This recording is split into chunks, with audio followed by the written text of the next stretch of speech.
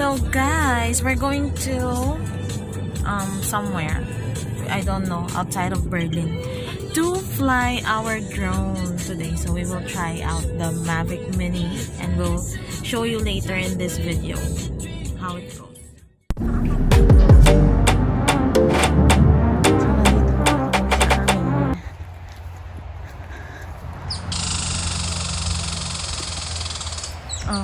Prospect drone site, and we hope that it's really allowed. Allowed ba?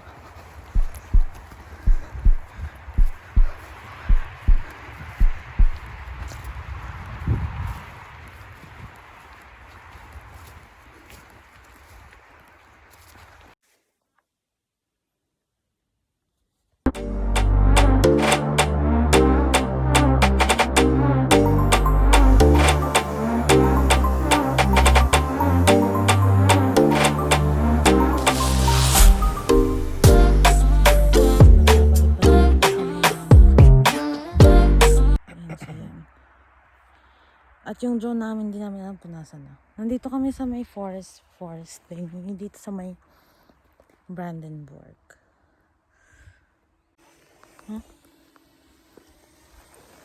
Kanina pa po kami disconnect. Hala? May mga gagamba na nagbiblog dito sa aking jacket na iniwan sa sahig. Ayan po yung drone, oh. Parang aatakin ako. I-attack yata ako ng drone na to.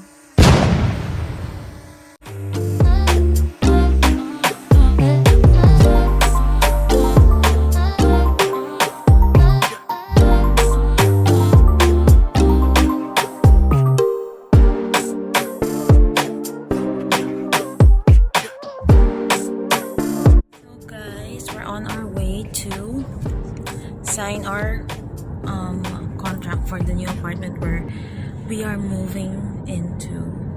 Actually, we're moving in maybe 20 days ganun. Next month, November. Kasi sayang naman if you let it go, that apartment, because it's so difficult to find an apartment here in Berlin. So although we still have this ongoing contract with our current apartment in Charlottenburg, we will still get the apartment in somewhere. I won't say where, but yeah, so that's it. We'll show you later on. Once we get the keys, we'll show you how it looks like, and the makeover that we're gonna do, we'll fill it up with things little by little. Not immediately everything. We can put everything that we need there immediately because syempre we're just starting, we're just living here in Germany we've been here for only a year, so we're just like a young couple who moved to a different place. And imagine, Jan left his country like 6 years ago, so he left everything, and then he's starting again here in a different city, so it's quite difficult for us.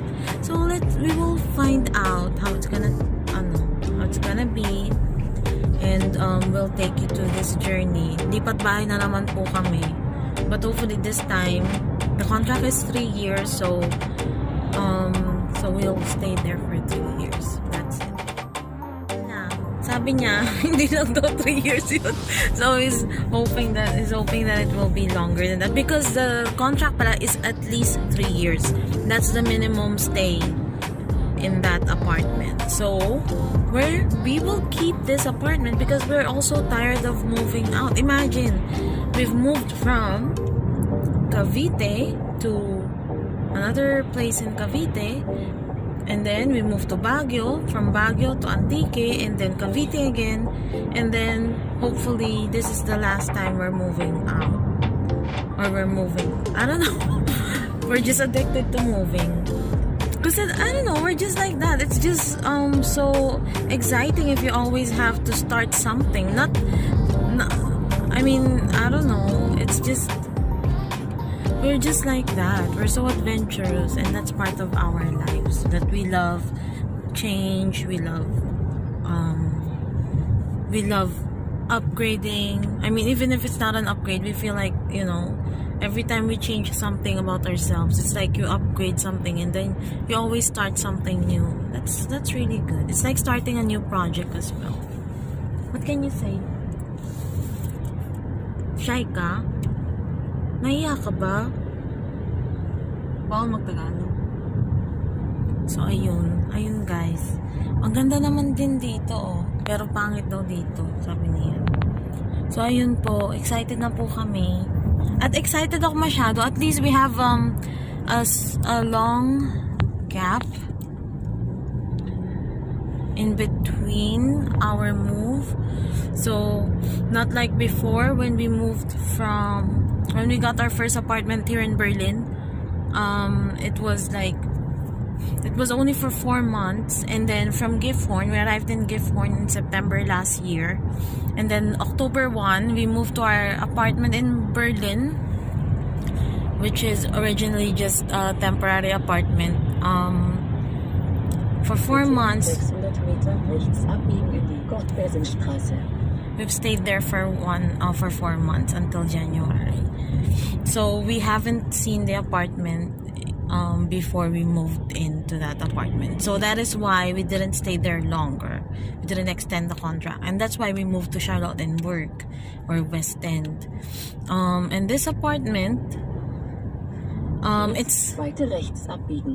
the apartment is just a little bit small and crowded for us now, because of course we're starting to we're starting to collect our stuff, to nag-ipon na kami ng mga gamit little by little.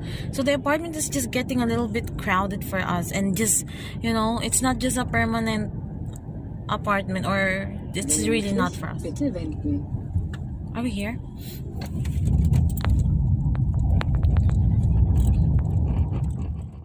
Dito na kami guys. I'll continue the story later. Stressful kasi.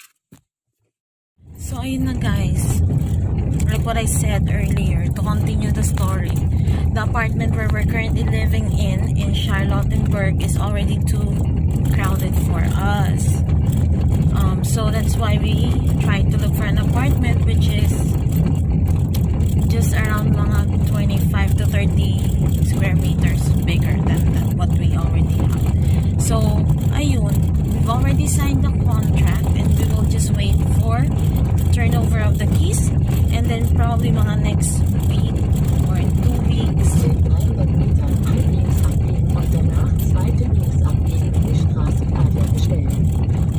Maybe in 2 weeks we'll be moving already, little by little, para hindi siya masyadong stressful.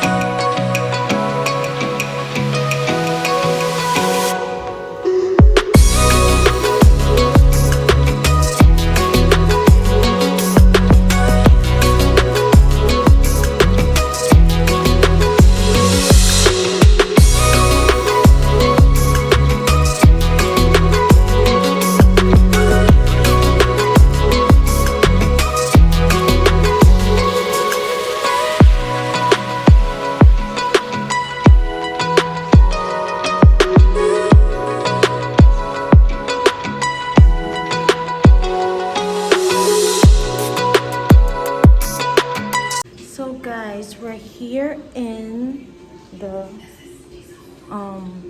wellness spa, and we're here to celebrate our anniversary. Sobrang cool dito. Cool but it's hot. So meron dito massage pool, may shower, may relax chair, and sauna. So ayun.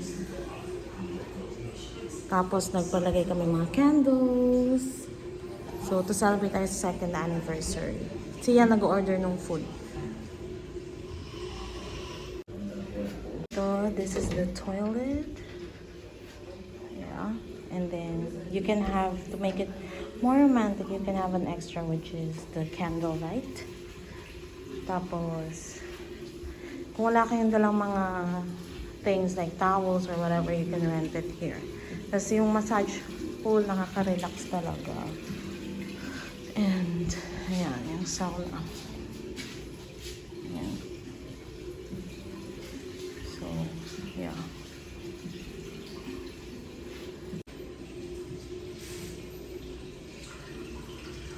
And this is part 1, and we're going to Byron as well.